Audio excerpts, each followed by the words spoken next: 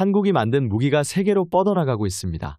국내 방산업체들은 올해 1월 아랍에미리트에 천궁이 지대공 미사일 레이더, 2월에는 이집트에 K9 자주포를 수출했는데요.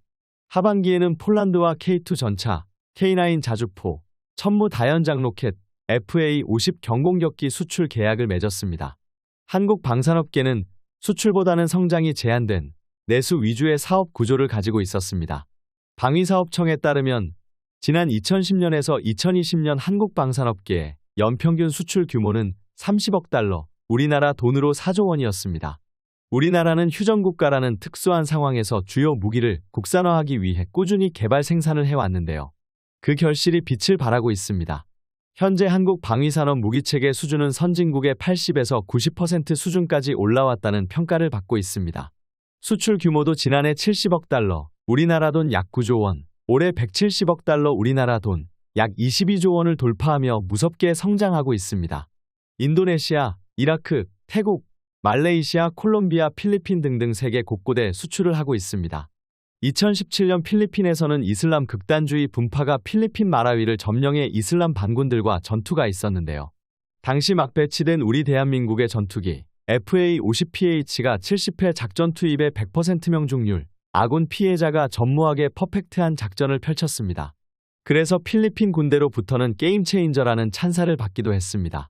작년에는 폴란드와 4조 5천억 원 규모의 K2 전차 180대 수출 계약을 체결했고 또 820대 규모의 K2 전차의 2차 수출까지 협상을 진행하고 있습니다. 아랍에미레이트에는 4조 원 규모의 천궁이 지대공 미사일을 수출하기로 했습니다. 그리고 이것을 보고 중동의 또 다른 나라인 사우디아라비아에도 천궁이에 관심을 보이고 있습니다.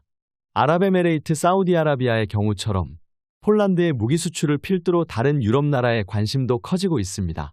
폴란드 수출 이후 핀란드, 루마니아 등과 자주포 수출을 협상 중이며 노르웨이, 이집트 등에도 K2 전차를 수출 예정입니다. 폴란드의 최대 방산그룹의 흐바웩 회장은 우리는 향후 수십 년을 고려한 장기 산업협력을 토대로 안정적인 사업관계를 한국과 만들고 싶다. 이는 다른 나토 국가들에게 현대식 무기를 함께 제안하고 인도하는 데에도 열려 있다라고 말했습니다. 스톡홀름 국제평화연구소에 따르면 지난 2017에서 2021년 세계 방산 수출 시장에서 한국 점유율은 2.8%, 8위였습니다. 하지만 성장세는 한국이 177%를 기록해 상위 25개국 가운데 1위를 기록했는데요. 정부는 2027년까지 세계 방산 수출 점유율 5%를 돌파해 세계 4대 방산 수출국으로 도약하겠다는 목표입니다. 목표가 가능한 이유는 각국의 무기 노후화로 인한 수요 때문인데요. 미국의 브래들리 장갑차, 호주 육군의 장갑차 등등 이미 교체 작업에 들어가며 우리나라는 그 수주 작업에 착수하고 있습니다.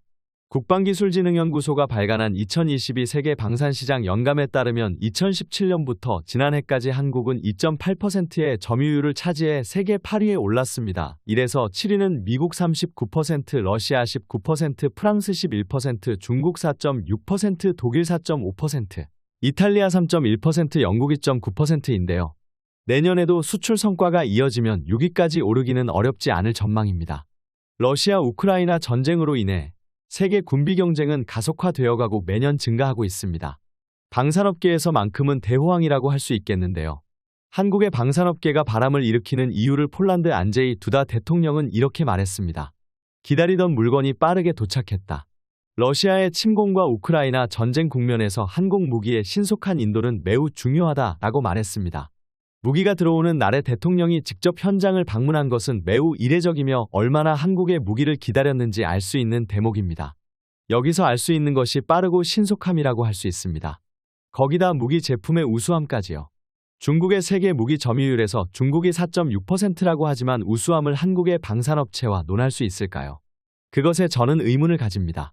그래서 대한민국의 방산업이 세계 빅4에 들 수 있다고 생각합니다. K방산의 특징은 현 시점에서는 가성비라고 할 수 있습니다. 쇼핑에 있어서 가성비와 빠른 납기는 경쟁력으로 통할 수 있습니다. 게다가 우수함까지 더한다면요. 현재 미국, 영국, 독일 등 주요 무기 수출국은 우크라이나에 제공한 자국 무기들을 다시 보충하는 데도 벅찬 상황입니다. 그래서 선택지는 한국이 되었고 이제 한국 무기의 한류가 시작될 수 있는 기회가 왔습니다. 대한민국은 6.25 전쟁 당시 소총 하나 만들지 못하던 나라였지만 이제는 2027년 세계 4대 방산 수출국, 향후 5년 뒤 세계 방산 4강이 될 수 있는 나라가 되었습니다. 한국은 이전에는 반도체가 나라의 주력 사업이었지만 이제는 방산, 원전, 플랜트 또한 새로운 한국의 주력 사업이 될 것이라 생각됩니다. 우리나라의 세계 무기산업 국가 세계 빅4를 기원합니다. 구독과 좋아요 부탁드립니다. 감사합니다.